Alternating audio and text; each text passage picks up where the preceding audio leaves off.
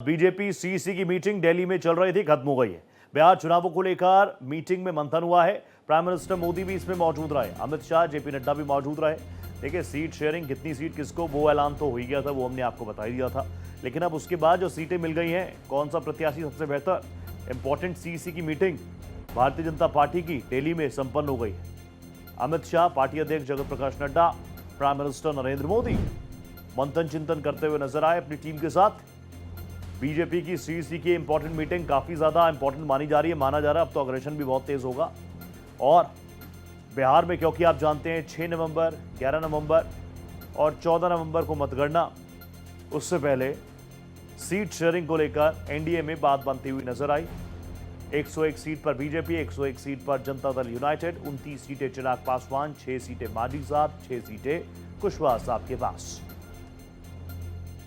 अब उन 101 नामों में कौन सा नाम होगा, कितनी भागीदारी किसकी होगी, किस वर्ग से, किस समाज से कितने नाम आएंगे, अब इसको लेकर मंथन चल रहा है। सीईसी मीटिंग को लेकर लगातार आप देखेंगे प्राइम मिनिस्टर नरेंद्र मोदी, उनकी पूरी टीम, पार्टी अध्यक्ष जगत प्रकाश नड्डा, गृह मंत्री अमित शाह मंथन चिंतन करते हुए नजर आए। और भारतीय जनता पार्टी का ये तरीका भी है, एक एक करके सिलसिलेवार तरीके से चीजों को बांटा गया होता है और एक पायदान ऊपर चढ़े, पुरानी चीजों पे सब फैसला हो गया, अब अगली चीज में जुट गए।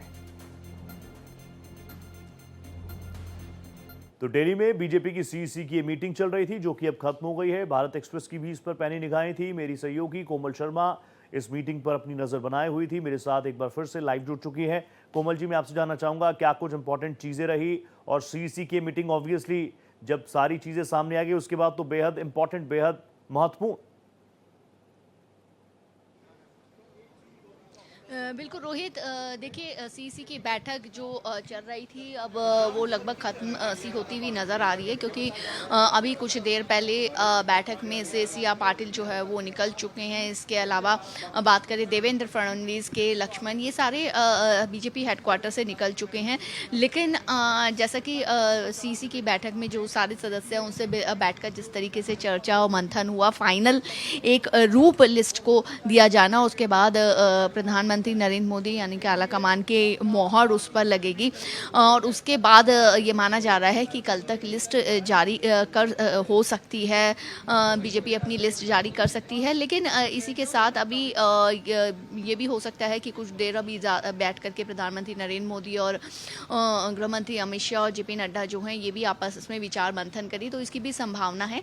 अभी तो इसमें अभी और वक्त जो है वो लग सकता है। लेकिन जिस तरीके से अभी जो आज सीईसी की बैठक शुरू होने से पहले ही जिस तरीके से सीट शेयरिंग जिसको लेकर के मामला फंसा हुआ था, उसको लेकर के जो सीट शेयरिंग का फॉर्मूला जिस तरीके से बाहर निकल के आया और जिस तरीके से उसका अनाउंसमेंट किया गया, वो सबसे महत्वपूर्ण था। क्योंकि इस दौरान उम्मीदवारों के कौन सी पार्टी कौन से उम्मीदवार को कौन सी सीट देगी, इससे ज़्यादा जिज्ञासा जो है इस बात पर लगी हुई थी कि एनडीए में जो सीट शेयरिंग को लेकर के खींचतान चल रही है, कैसे मान मनोबल होगा।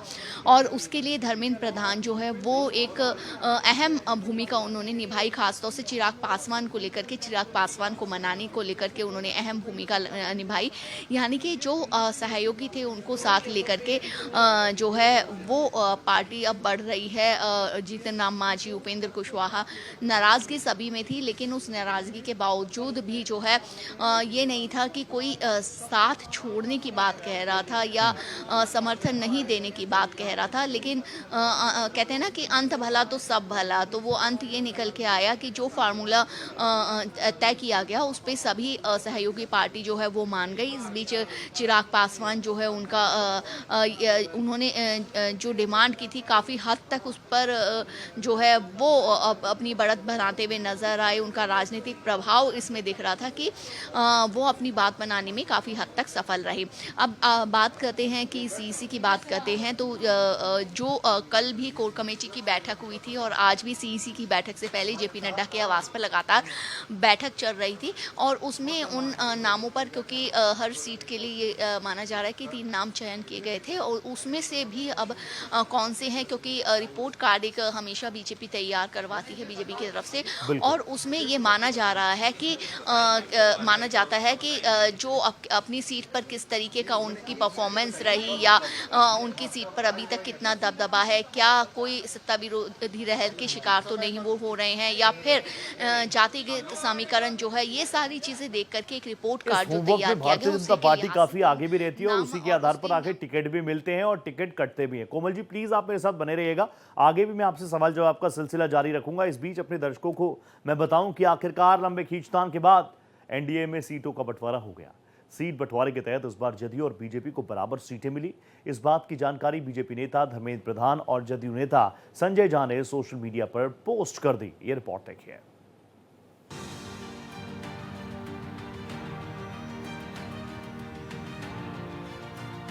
एनडीए में सीट बंटवारा final.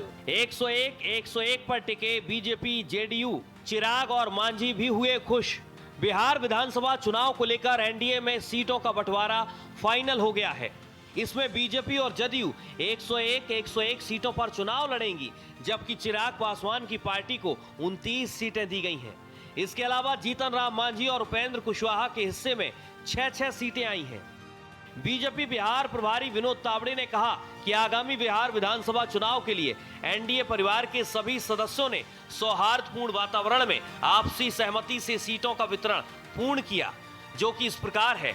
BJP 101 seat, JDU 101 seat, LJP R 29, HAM 6, RLM 6। Parliament में हमको 1 सीट मिली थी तो हम क्या थे? पार्लियामेंट में हमको 1 सीट मिली थी तो हम क्या थे? नाराज थे। जीतन राम मांझी की पार्टी को टेकारी, कुटुंबा, अतरी, इमामगंज, सिकंदरा, बराचट्टी सीटें मिली हैं। उपेंद्र कुशवाहा की पार्टी सासाराम, दिनारा, उजियारपुर, महुआ, बाजपट्टी, मधुबनी सीटों पर चुनाव लड़ेगी। वहीं जेडीयू के राष्ट्रीय कार्यकारी अध्यक्ष संजय कुमार झा ने सोशल मीडिया पर पोस्ट कर कहा कि हम एनडीए के साथियों ने सौहार्दपूर्ण वातावरण में सीटों का वितरण पूर्ण किया है।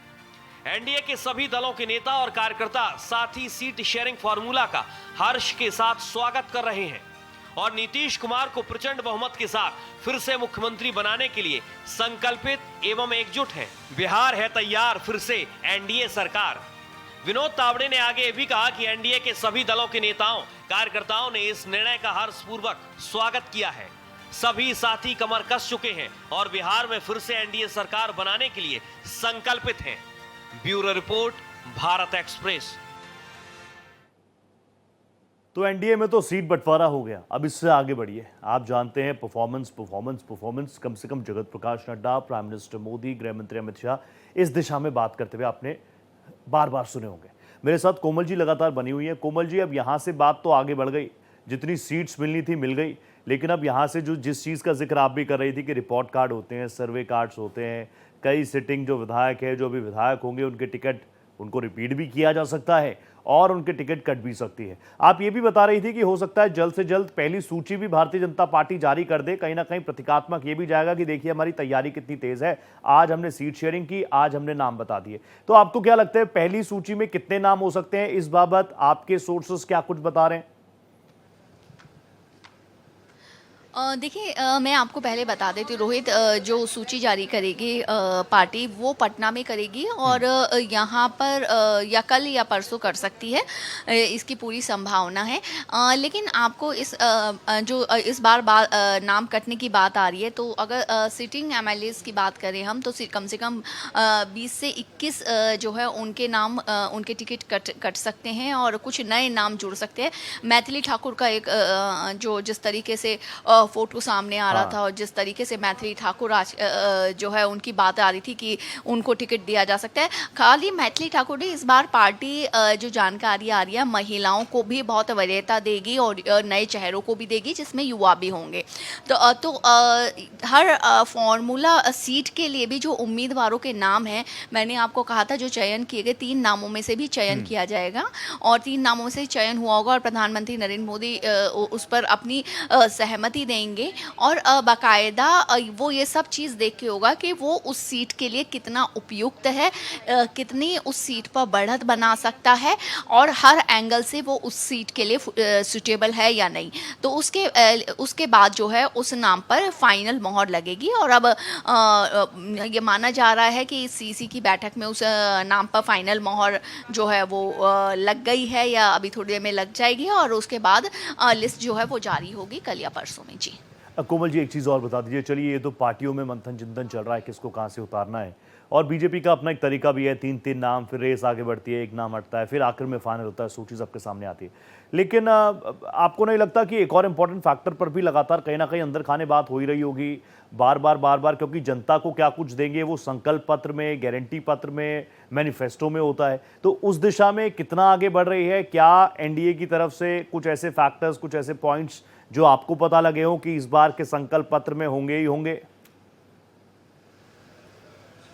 देखिए रोहित, यहाँ पर कि अब जब लिस्ट जब सीट शेयरिंग की बात जो है वो हो गई, लिस्ट आ जाएगी। अब इसके बाद एक और कदम होगा कि संकल्प पत्र तैयार करना और प्रचार प्रसार। तो ये सभी पार्टियां इसमें जुड़ जाएंगी, बीजेपी की तरफ से भी, एनडीए की तरफ से, बल्कि कहेंगे जो संकल्प पत्र आएगा उसमें जाहिर सी बात है विकास को लेकर बात की जाएगी और महिलाओं को लेकर बात की जाएगी, युवाओं को लेकर के बात की जाएगी और ये भी दोहराया जाएगा कि किस तरीके से डबल इंजन सरकार ने इनके लिए योजनाओं पे योजना, और वैसे भी आप बता ही चुके थे अपने पहले रिमार्क्स में कि एक तरफ जहां एमवाई की बात होती है, मुस्लिम यादव, केंद्र सरकार, मोदी सरकार कहती है एम फॉर महिला, वाई फॉर युवा, तो उनका भी ध्यान रखा जाएगा। Thank you so much Komal ji, आप जुड़ी मेरे साथ, बहुत धन्यवाद।